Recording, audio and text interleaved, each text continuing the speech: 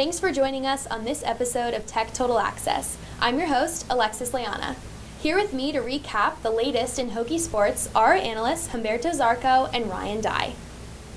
The number 19 men's soccer team shut out Delaware on the road. Goals were made by Colin Verfurth and Ryan Marcano. The team moved to 7-1 with this win. The men also took on Clemson at home. Reporter Kristen Hornbaker has more. I'm here at Thompson Field, where Virginia Tech just took a hard loss to Clemson. Virginia Tech fans were booming as the Hokies took the field for the first top 25 matchup on Thompson Field since 2007. Ranked number 19, Virginia Tech knew it was going to be a battle against the number 7 Clemson Tigers. The first Hokie goal and goal of the game was scored by Elias Tamburini off of an original shot by Brendan Moyers. Nearing the end of the first half, the Tigers were able to tie the game off of a free kick called just outside the box, taken by Aaron Jones. Both players and fans buzzed with energy the entire game. Hokie players Rory Slevin, Humberto Montero, and Marcelo Acuna were given 3 out of the 4 yellow cards during the game, and the Virginia Tech team was given a yellow card. The stadium was filled with frustration as fans didn't agree with the calls being made both ways. Acuna played an aggressive game and almost put the Hokies in the lead with a bicycle kick near the end of the second half off of a corner kick. The Tigers were able to pull ahead in the 87th minute when Grayson Rayner scored the final goal of the game for a close 2-1 win. The final number of shots on goal were Clemson 18 and Virginia Tech 15. Reporting for VTTV, I'm Kristen Hornbaker. All right, guys, so what did you think of the men's performance in these 2 games? Well, first of all, I think the men's soccer team deserves a lot of credit. They've came a long way since last season. They weren't even ranked nationally at all. Now they're very competitive nationally. And although they got up to a really slow start against Delaware, they came back, scored 2 goals, and beat a quality Delaware team that may not be the best team, but it's good when you can come from those struggles. And they also recorded their 6th shutout of the season, which ranks 2nd in the whole country. So it's an encouraging performance. Right, and it's also his 14th career shutout. So when you're getting good play like that from your goalkeeper, it's obviously going to be great for your team. The more shots you block, the better chance you're going to have to win. That's the way soccer works sometimes, especially when you outshoot other teams as much as they did in the Delaware game. That's also going to look good. Absolutely. Ben Lundgaard is one of the best keepers in the country, definitely the ACC. And the Clemson game, despite the loss, I think it was encouraging. They played Clemson down to the wire. Number 7 Clemson, very good team. And it was kind of strange because they scored first, and then Clemson scored a gimmicky free kick goal right before the half. And then with 3 minutes left in the game, they scored just another gimmicky goal to take the win. But I think it's an encouraging performance nevertheless. Right, and also another thing is this is the first top 25 matchup at Thompson Field since 2007. And that is a long time. And with an attendance of over 1,400 people. So for a soccer game, that is a lot. So, if we start getting matchups like this, as Tech starts to get better, gets ranked, starts beating these better teams, it's only going to look better as we start to go forward. And listen, you have to be encouraged. This week, unranked and struggling UVA on the road. We haven't beaten them in 11 years. Keep an eye on that one. All right, well, speaking of soccer, the women's soccer team had a tough loss to UNC 3-0. The Hokies had 9 shots on goal, but were unable to capitalize anything, ultimately falling to the Tar Heels and going 0-2 in the ACC play. All right, guys, so what did you think about this loss? I thought the UNC keeper played out of her mind.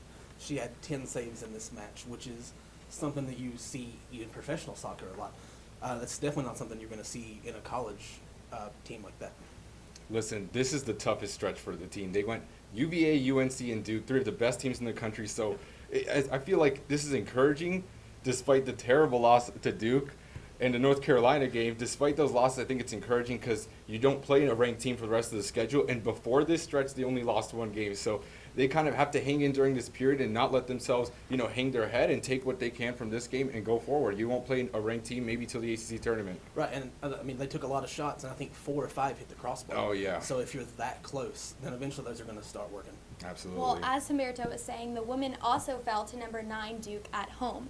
The Hokies, who are now 8-4 on the season and 0-3 in the ACC, had many opportunities to score but were unable to connect with the net, especially in the second half.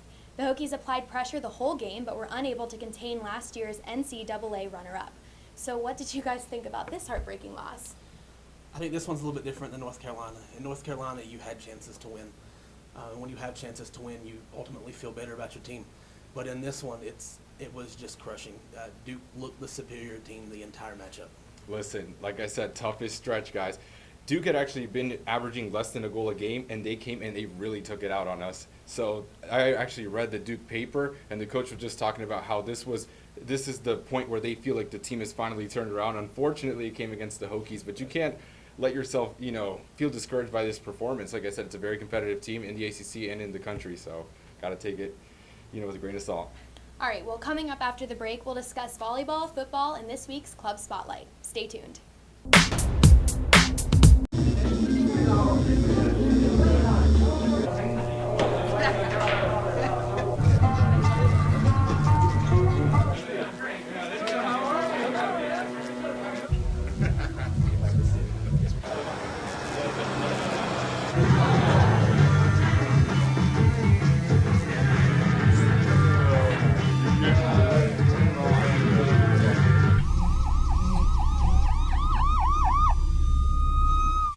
It's a beautiful day out here. Sunny today with light breezes, giving way to clouds in the afternoon. We could see some light precipitation to moderate precipitation later on, followed by powerful storm-like conditions. 90 miles per hour winds are expected. Authorities are asking everyone, stay indoors. Come on, that's it. Let's go.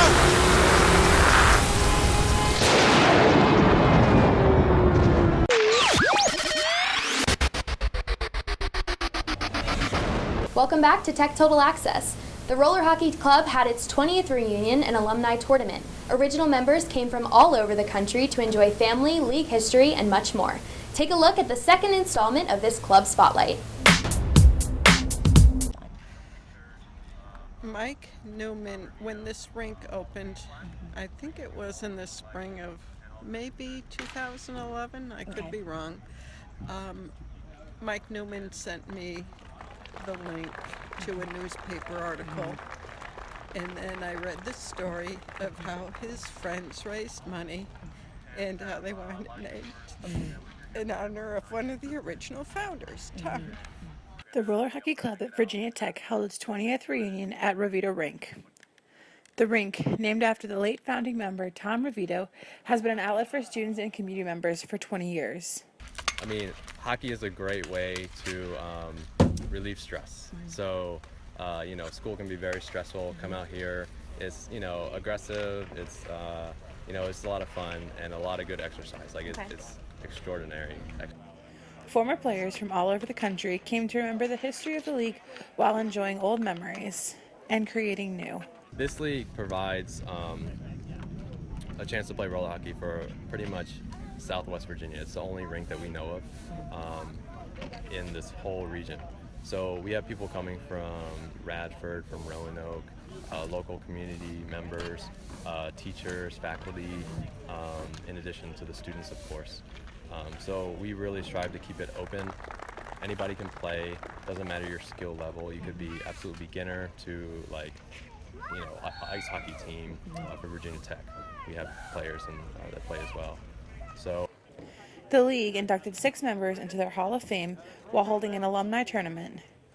In a growing university, the league faces trouble keeping hold of their rink space.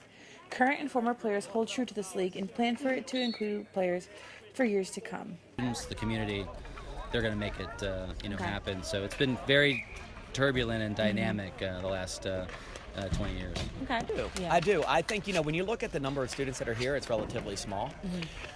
But, it's important to the people that are here, and I think it's a great sport that anybody could pick up. I think one of the greatest things that this league has going for it is they don't turn you away because you can't skate.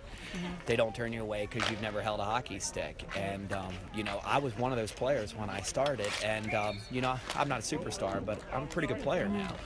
And I think, the fact that they're so welcoming and so open to bring anybody in that wants to play, I think makes them something that should be considered important. And anybody can come play and develop a sport that'll last them, forever. Yeah. The volleyball team swept Clemson 3-0 in their ACC opener. Reporter DJ Jones has more. Hey guys, I'm reporting here from Castle Coliseum where the Hokies just beat their opponents, the Clemson Tigers. After a bitter loss last week against their opponents, the Ohio Bobcats, the Hokies were even more determined to capitalize on a win tonight. Coming into this game, senior Lindsay Owens had accomplished a great milestone. After last week's loss, she walked away victorious after recording her 1,000th career dig, an accomplishment her teammates claim couldn't have gone to a better teammate. The Hokies took control early and maintained a steady lead in each set.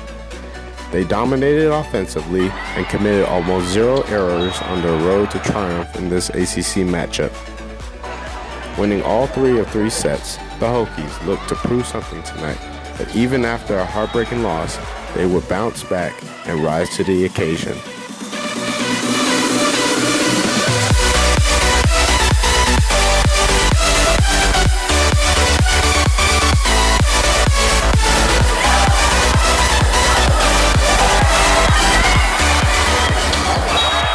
After the game, we caught up with team captain Amanda McKenzie, who shared her thoughts on the win and how her team performed. I thought it was a great win. I think our serving was pretty on point today, which helped us out tremendously because we got them out of system a lot, which helped us. Moving forward, where do you guys think you guys can go? I hope only up. I know we're going to have some tough challenges coming up here soon, especially Sunday with Georgia Tech. But, we just have to hope that our skills and our teamwork is going to bring us through. For Castle Coliseum, this is DJ with Amanda McKenzie for Virginia Tech Total Access. Thanks. The volleyball team also took on Georgia Tech but fell 3-1. Senior Amanda McKenzie had a team-high 18 kills, but it wasn't enough to rally a victory. All right, guys, so what did you think about the women's performance? Well, first of all, the win against Clemson was very encouraging. It was the ACC opener, and it was especially encouraging because they had just lost 5 of their last 6. But in this case, Tech's defense limited Clemson, one of the best teams with the serve in the conference, to just 3 aces, and that was the key to the victory. I thought Amanda McKenzie played very good in the 2 matches.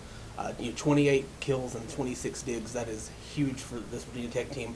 They're also very good at home, only losing 2 games so far this season. So maybe they can look on some home performances to try to help them get things done on the road. All right, well, coming up after the break, we'll discuss the football team's huge win over East Carolina. Stay tuned. Hey, did you know 2.4 million loving cats and dogs in shelters and rescues need our help to find a home? Let's go to theshelterpetproject.org and meet a few who are in a shelter near you. Harlow, oh, she's one great listener who loves to hear all your stories. My kind of cat. Cerulo is a sweet, goofy boy who's eager to please. Sounds just like another dog I know. So go to theshelterpetproject.org, search your local shelters and rescues, and go for a cuddle with your next best friend. Adopt.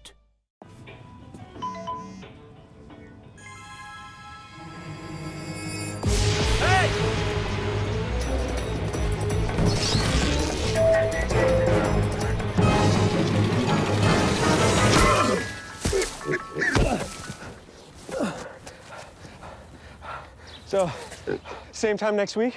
Well, of course. Put away a few bucks, feel like $1 million. For free tips to help you save, go to Feed the Pig.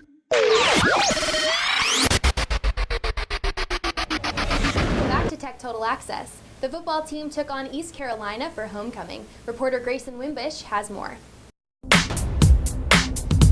I'm here at Lane Stadium where Virginia Tech just beat ECU 54-17. After a 2-year losing streak against the Pirates, the Hokies football team came out guns blazing against one of their biggest non-conference rivals.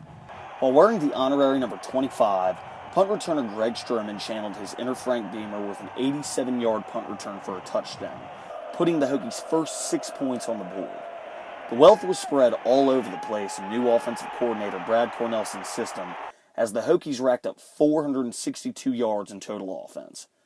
Wide receivers Isaiah Ford and Cam Phillips both caught touchdown passes from quarterback Gerard Evans. Very satisfying. I think, even what I'm more happy about is, the way we did and, how the whole team is playing and how we're practicing and just really buying into what the coaches are telling us and, trusting, their philosophy. And I think it's really paying off. While running backs Trayvon McMillan and Marshawn Williams also scored 2 individual touchdowns on the ground for the Hokies.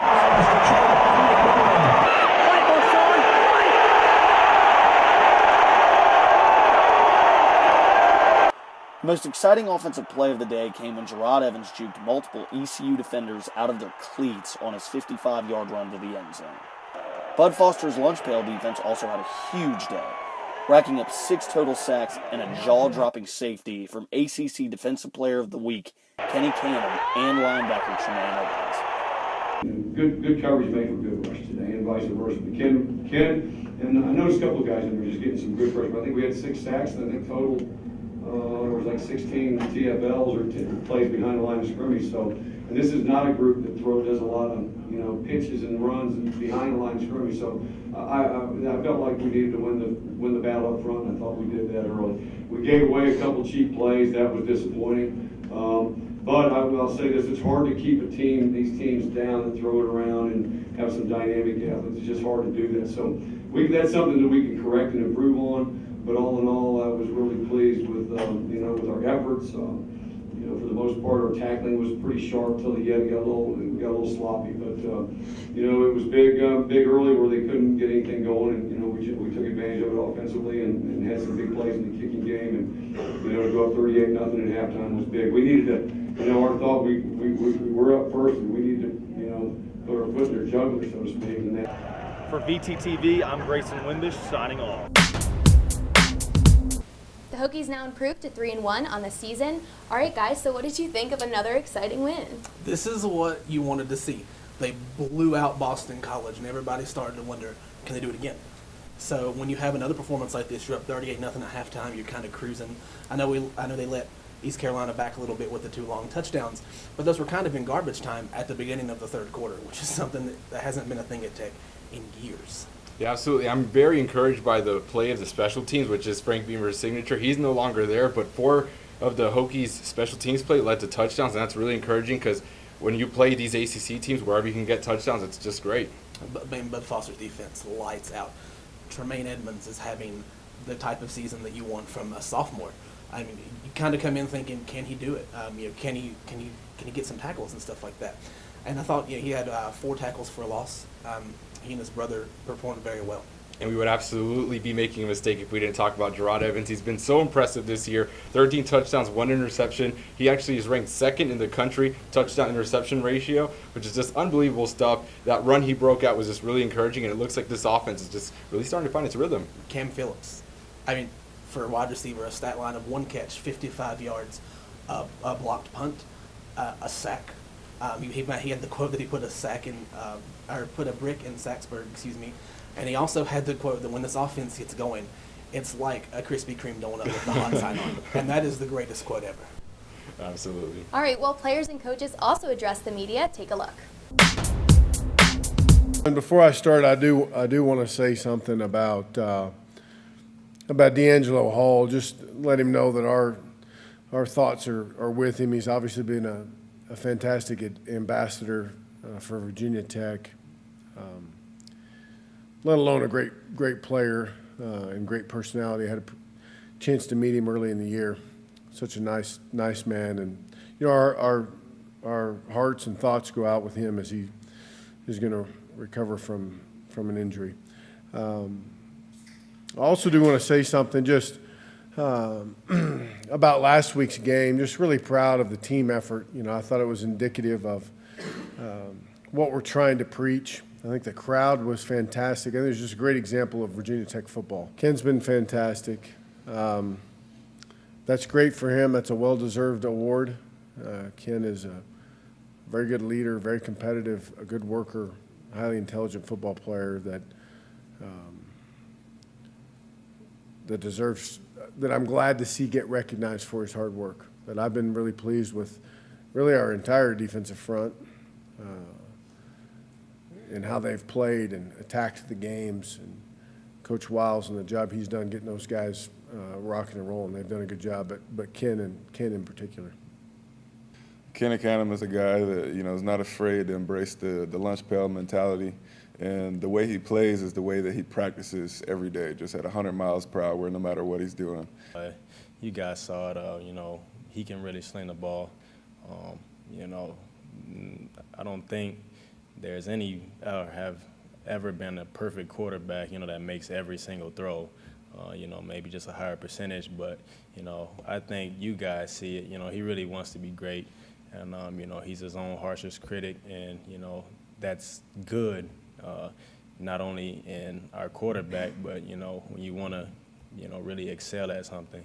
So, he's hard on himself. He comes out, brings his hard hat to practice every day. And, he tries to complete every pass and make every read, put us in the right place. And, I think he's done a good job of that. For being on the field the other day, it was a really good experience these past couple of years. It's just, a lot of being anxious, and just, getting excited. So, getting on the field was a really good experience, and I loved it. Coach Shebus, he's been doing a real good job too. We practice it about for like 30 minutes during each practice. So and then before practice, there's like a big emphasis on special teams, and we work on like blocking kicks and everything, and it's huge. It's huge. I think we've matured a little bit. Just thinking about how we played against Liberty and Tennessee. I think we played good, but we've just gotten that much better as the weeks have gone on. We've learned to execute a little better, and some of the young guys that we're playing have matured a little bit as well. The Hokies will have their bye week and return to face UNC on the road. All right, guys, so what do you think the Hokies have to do to prepare for the rest of the season? Well, then you got to get healthy. It's the bye week. Gerard Evans had an ankle. Woody Barron came out for a few plays. We've had some guys come in and out. So getting healthy is the first thing you have to do. Fuente has said this week is a get better week. So what they want to do is they want to look inward instead of looking at UNC. Try to figure out what they need to do to keep this going before they start getting into UNC stuff later in the week. After Wednesday, they're going to start focusing on the Tar Heels, which are a really, really competitive team. And we allowed 400 passing yards last week, and I'm a little scared because Mitch Trubisky, North Carolina's quarterback, is a perfect 10 touchdowns, 0 interceptions, 75% completion. So we're going to start looking at that game. And 4 of the next 5 games are on the road. That offense is loaded. You mentioned Trubisky, Bug Howard, Ryan Switzer, Elijah Hood. All of these guys are dynamic players, to use something that Bud Foster would say. So you've got to stop them, and then you've got to be able to score at the same time. But UNC plays Florida State this weekend. So if they can get by Florida State, they're going to be ranked in this matchup. And it's going to be the kind of game that you want to see the Hokies win if we're going to start returning to national prominence. All right, well, we also hit the streets of downtown Blacksburg to get the opinions of students. What's up, Hokies? I'm Nick DeSimone with VT Television, and I'm out here in downtown Blacksburg finding out what our fan base thought of our big win versus ECU. I'm a man. I'm on the street. This is Man on the Street. What did you think about the ECU game this past weekend? Okay, so I'm from Blacksburg, and I've gotten to see us be great and then slowly and steadily decline. And so seeing us come out and actually attack that game, especially if it's a game we're supposed to win, because those are usually the ones we struggle to. That was awesome. Yeah. But honestly, the best play was that punt return. Yes, sir. That punt return by number 25, representing Beamer all the way, dude. Frank Beamer for life. Beamer ball for life. Blacksburg, Virginia, dude. Yeah, man. Yeah. Good stuff, Let's man. go Hokies, baby. Who do you think got burned more? The entire ECU defense on Gerard Evans' 55-yard touchdown run, or the student section in the north end zone? ECU, hands down. Yeah? Oh, yeah. I mean, I have a sunburn, but, that was pretty bad. Ladies, who do you think is the cutest man on the Virginia Tech football team? Ooh. Isaiah Ford. Yeah? Isaiah Ford. I'll have to agree with her. Isaiah Ford seems like the popular opinion. I wouldn't disagree.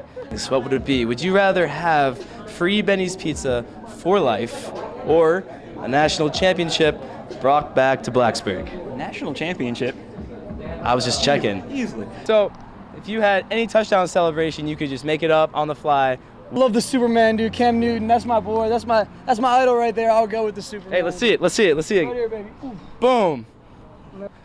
Had a fun night out here in downtown Blacksburg. Can't wait to be back next week. For VTTV, I'm Nick DeSimone. That's all we have for this week's episode of Tech Total Access. Be sure to tune in next week for more hard-hitting sports action. And as always, go Hokies!